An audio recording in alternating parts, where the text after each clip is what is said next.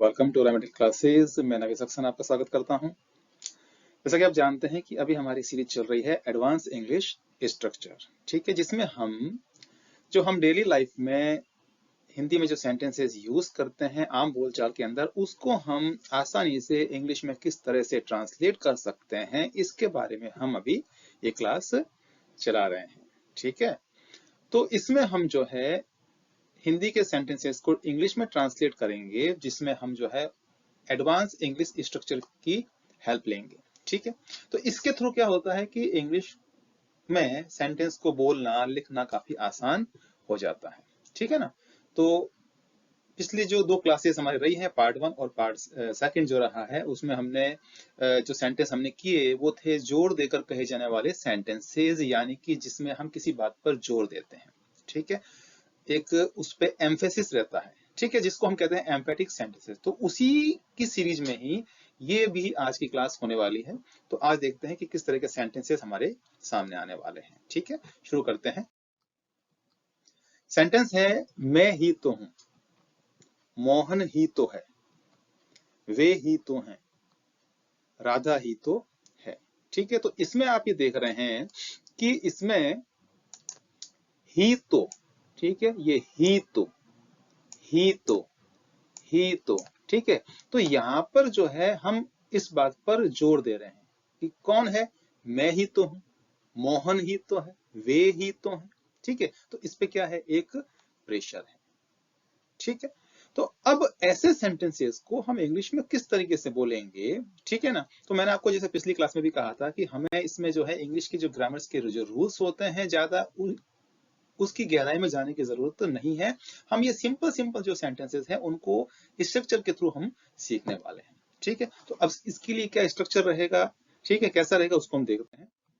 तो इसके लिए जो इंग्लिश स्ट्रक्चर है वो रहेगा इट, इज, उसके बाद में प्लस नाउन या फिर प्रोनाउन। यानी कि ऐसे जो सेंटेंसेस जो भी आपने एग्जांपल्स देखे हैं उनको इंग्लिश में ट्रांसलेट करने के लिए आपको इट से शुरू करना पड़ेगा। उसके बाद में आपको सिंगुलर वर्ब काम में लेनी पड़ेगी। यहाँ पे हमने इज लिखा है, ठीक है ना। डिपेंड करता है कि टेंस कौन सा है, पास्ट का होगा तो यहाँ पे वॉज आ जाएगा। ठीक है, इसके बाद में आपको उस सेंटेंस में जो हमारा सब्जेक्ट है, अगर वो नाउन है तो आपको यहाँ पे नाउन का यूज करना पड़ेगा। अगर वो प्रोनाउन है तो फिर आपको वहां पे उसका प्रोनाउन यूज करना पड़ेगा। ओके, क्लियर है ये सारी बात। अब देखते हैं कि वो सेंटेंस किस तरीके से ट्रांसलेट होंगे। मैं ही तो हूं, तो इसको आप लिख सकते हैं उस एडवांस इंग्लिश स्ट्रक्चर के बेस पर, इट इज आई। क्या लिखेंगे, इट इज आई। अब यहां पर जो प्रोनाउन है वो आई यूज में आया है, लेकिन यहां पर आपको एम का यूज नहीं करना है, इसका यूज कर रहे हैं हम इट के अकॉर्डिंग। ठीक है, इट इज आई। इसको हम एक तरीके से और भी बोल सकते हैं, वो है it is me, it is me.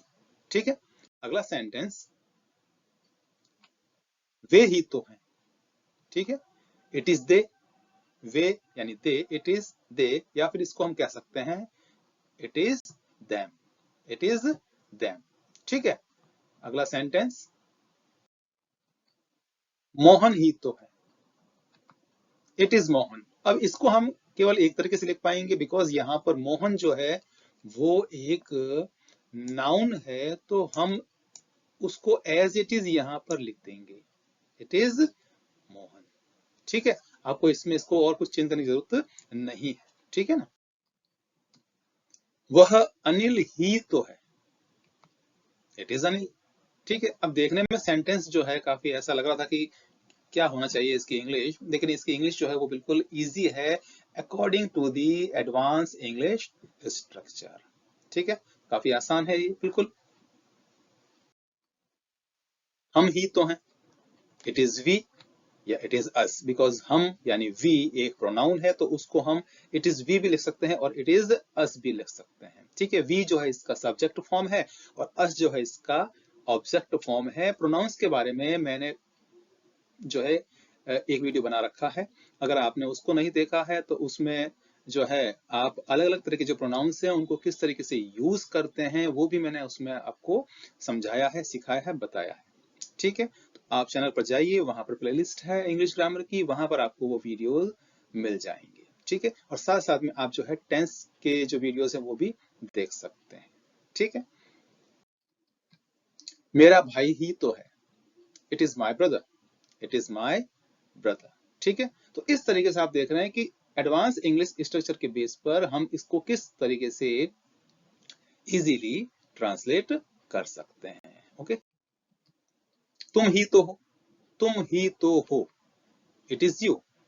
ठीक है,